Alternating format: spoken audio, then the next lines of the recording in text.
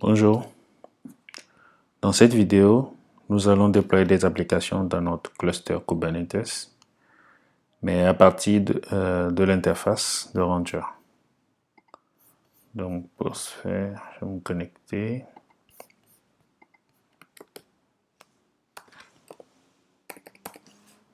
À mon instance de Rancher, c'est du HTTPS.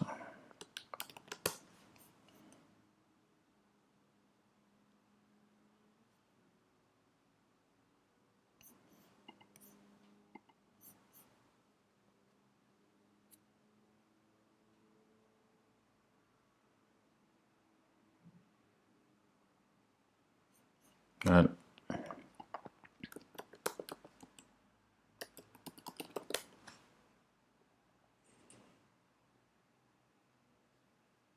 Ok, donc voilà le cluster Kubernetes que j'ai un seul nœud dedans.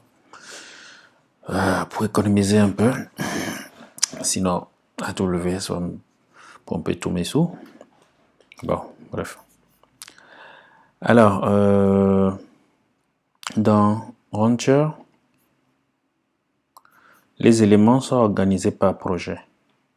C'est-à-dire, on peut créer un projet Rancher et dedans, on met plusieurs namespaces. Par exemple, là, on a le projet système dans lequel il y a les namespaces, Cattle System jusqu'à Kube System.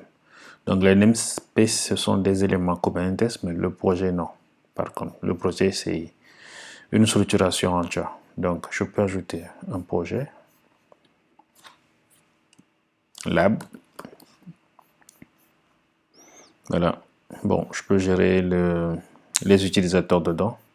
Et dans mon projet, par exemple, je peux ajouter un namespace application. Donc, en ajoutant le namespace, je peux ajouter les quotas dessus et tout. Mais bon, on va pas le voir dans cette vidéo.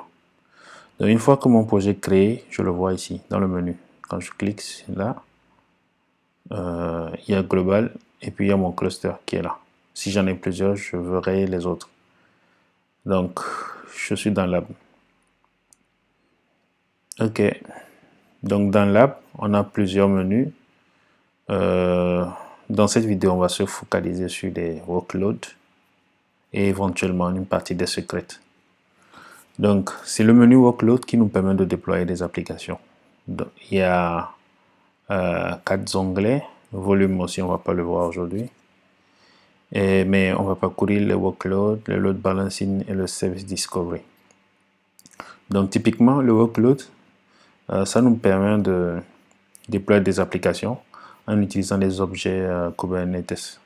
Donc, j'ai mis quelques liens ici que je vais mettre dans les vidéos après.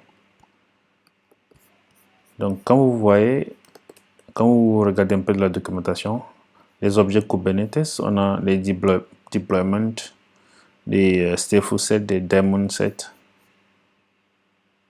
on a des cron, les jobs et les cron jobs. Donc, tous ces éléments, vous pouvez les avoir ici. Voilà. Les différents types de workload, d'éléments Kubernetes peuvent être choisis ici au niveau de workload type. Donc quand je fais more option, voilà, j'ai tout ce que je viens de citer. Donc celui-là, c'est le deployment. Donc je peux préciser le nombre de pods que je veux dedans. Run one pod on each node, ça c'est le daemon set.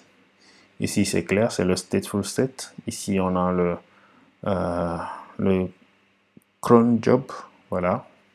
Et ça c'est le job to go. Donc je vais juste utiliser un deployment et déployer du nginx. Et voilà, ici c'est l'image Docker, donc nginx aussi. Voilà le namespace. Donc je peux avoir plusieurs namespaces, du coup là je peux encore ajouter un autre namespace.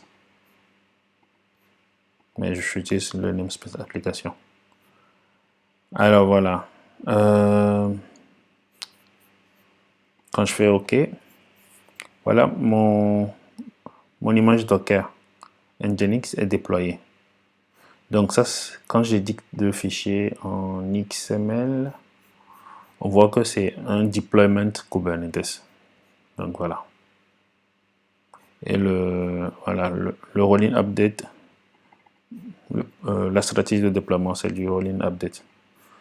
Ok. Une fois que l'élément est déployé, lorsqu'on fait du Kubernetes pur, après, il nous faut créer un service qui cible, voilà, en français, target en anglais, qui cible le pod. Donc, les services sont dans le menu Service Discovery. Donc, quand on clique ici, normalement, on a un service qui est là. Et si on fait Add Record, on a plusieurs types de services. On a les services externes qui pointent vers une adresse IP, un service externe qui pointe aussi vers un hostname, un alias DNS, workload. Ça, par contre, c'est côté Rancher qui le change après. Et celui-là, on peut juste préciser des labels pour cibler des pods, comme on le fait avec un service Kubernetes. Donc, les services Kubernetes, vous pouvez les créer dans Service Discovery. Donc là, actuellement, on a un service qui est créé pour le Nginx de type workload. Bon, ça, c'est Rancher qui le gère derrière, mais il le pointe vers mon déploiement. Donc, je pourrais en créer moi-même après. Et le load balancing, c'est l'ingress controller. Bon, l'ingress pas, l'ingress controller. Le controller, c'est un autre plane. L'ingress, c'est alors un composant Kubernetes qui nous permet d'accepter des requêtes depuis l'extérieur. Typiquement, j'ai un Nginx, j'ai un service qui est créé dessus, mais non, je veux y accéder. Ben, supposons que c'est une application que j'ai déployée, je veux y accéder depuis Internet, dans le réseau. Bon, voilà, avoir une URL. C'est là où intervient le load balancer Rancher, voilà, qui derrière, c'est un ingress. Donc, je vais l'ajouter. Ah, voilà, même ici, c'est mis ingress. Donc, je vais l'ajouter, je l'appelle Nginx. Et je vais utiliser le XP-IO.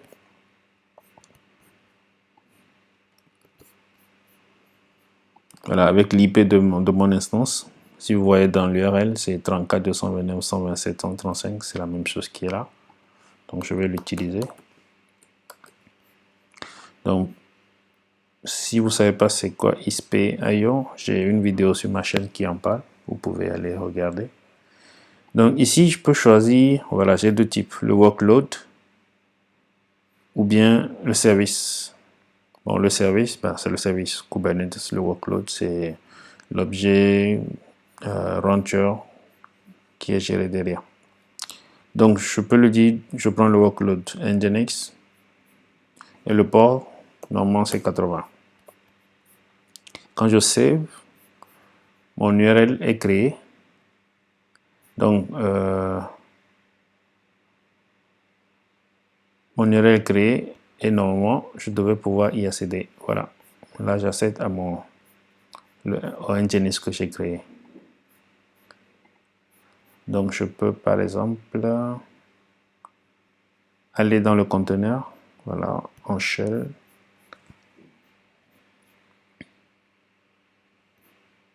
Ok, je regarde Docker, Nginx. Je vais aller ajouter du texte dans le fichier index. Pour être sûr, voilà, il est là. Pour être sûr que c'est bon, Nginx qui répond.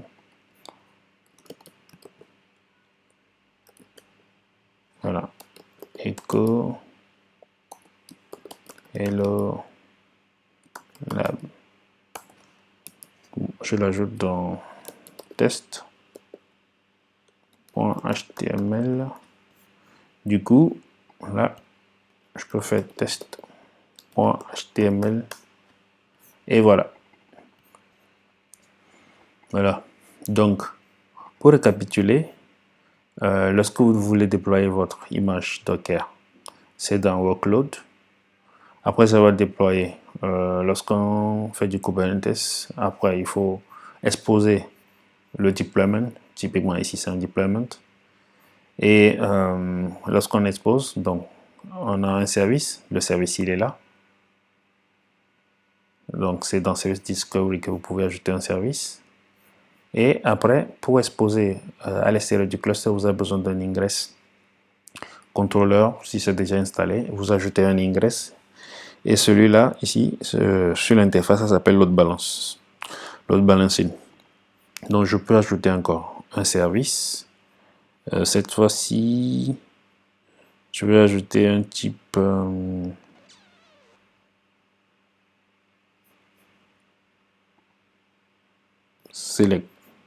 selector.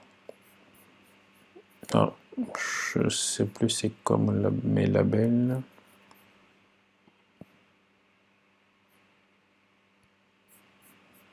Donc pour mes labels, j'ai notation label, ok. Bon, j'ai ça. Moi, je peux utiliser ça comme label. Voilà, donc je peux prendre ce label, aller l'utiliser pour mon service Nginx. Ok, ça c'est à propos des services. Des workloads, de load balancing, et voilà. Donc, ce que je vais vous montrer aussi, quand vous créez votre déploiement, comme en Kubernetes, on a les variables d'environnement. Vous avez le menu ici pour ajouter vos variables d'environnement. Et vous pouvez ajouter aussi les variables d'environnement depuis vos ressources secrètes ou bien config map, field, etc. Exactement comme ce qu'on ferait lorsqu'on utilise un fichier YAML dur quand on fait du Kubernetes. Et les ports, on peut les exposer ici en ajoutant le port qu'on veut exposer et le type. Voilà, le node port, il est là. Si on le fait, ça crée un service derrière qui s'associe directement au déploiement. On a le host port, on a le cluster IP. Voilà. Par contre, le dernier, je ne sais pas de quel objet Kubernetes il s'agit. Bon, je vais aller fouiller après. Donc, c'est un peu ça. Alors, qu'est-ce qu'on a encore? Ok. Ouais. Comme on peut le voir, ici actuellement, notre service, il est en HTTP. La plupart du temps, on veut que nos applications soient exposées en HTTPS. Donc, par défaut, je vais éditer le load balancer. Par défaut, on peut demander à ce que Kubernetes nous mette un certificat. Bon, en installant le cluster, on peut préciser, on peut installer le cluster avec un certificat et le Cert Manager de Kubernetes générera des certificats pour tous les flux TLS qu'on veut créer. Donc ici par exemple, bon, je vais le copier ici, quelque part ici, voilà, c'est ça mon host. Donc dans Rancher, si je veux activer le HTTPS, je clique juste sur SSL TLS. Voilà, j'ajoute le host. Quand j'enregistre, quand je regarde un peu dans le YAML, voilà, j'ai un ingress. Ici, voilà, le type est là, voilà, le TLS est là, activé. Le host, il est là. Donc, normalement, mon service va voilà, s'ouvrir cette fois-ci en HTTPS. Paramètres avancés, je peux accepter. Et voilà. Mais quand je vois un peu, c'est un certificat généré pas Kubernetes même. Il dit Kubernetes Ingress Controller Fake Certificate. C'est pas méchant si on est en dev ou en recette, mais quand on est en production, on aimerait bien ajouter notre propre certificat. Donc, bon, avant la vidéo, j'en ai créé avec Let's Script. Donc, on va essayer de l'ajouter pour ne plus avoir le certificat de Kubernetes, mais avoir notre propre certificat. Donc, pour ajouter un certificat sur Kubernetes, c'est dans les secrets. Donc, les certificats. Pour le certificat, on a la clé privée et le certificat en soi. Voilà. Qui vont être ajoutés comme un secret. Donc, quand vous allez dans le menu Secret de Rancher, vous avez Certificate qui est là. Donc, on peut cliquer dessus et ajouter notre certificat. Disons Nginx Certificate. Ok. Donc, le scope, je peux dire que le certificat il est disponible sur tous les namespaces, dans tous les namespaces du projet ou dans un seul namespace. Donc, typiquement, si vous avez un certificat wildcard, vous pouvez le mettre niveau projet ou niveau namespace pour pouvoir l'utiliser sur les ingress que vous créez.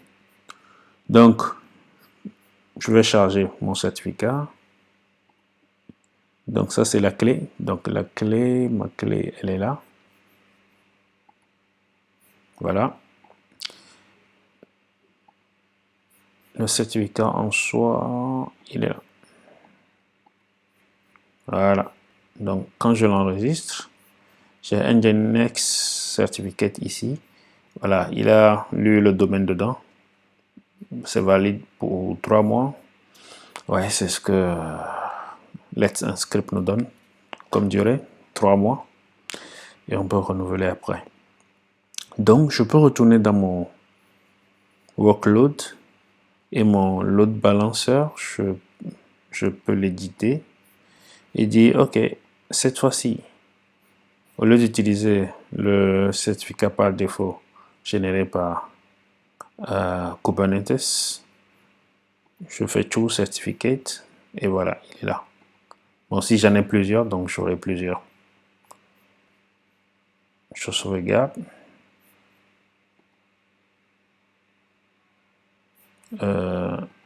Il a toujours l'ancien certificat.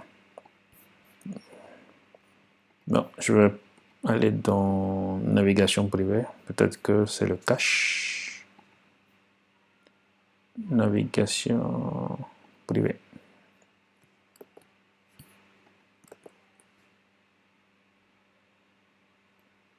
Voilà. La connexion est sécurisée cette fois-ci. Et quand je regarde un peu le certificat, voilà, ça c'est mon sous-domaine. Ça a été créé par l'Inscript. Voilà, il est correct le certificat. Donc voilà, comment est-ce que vous pouvez déployer votre application dans le cluster Kubernetes. Bon, ce qui est sûr, il faut que vous sachiez c'est quoi un deployment, un service, c'est quoi un ingress. Mais si vous ne le savez pas, ben, avec la vidéo, vous pouvez suivre les étapes en vous disant que les applications sont déployées dans workload à partir d'une image Docker. Après, il faut pointer un service sur le workload. Et si on veut que le service soit accessible de dehors, ben, créer un load balance. Donc, si on a le load balancing et qu'on veut activer le HTTPS, on peut utiliser celui généré par le cluster Kubernetes, ou bien on peut avoir le nôtre qu'on peut ajouter dans Secret, onglet certificat, et qu'on pourra après aller choisir dans le load balancing comme certificat pour notre URL. Donc voilà pour cette vidéo. N'oubliez pas de vous abonner à la chaîne pour être au courant des autres vidéos qui vont suivre.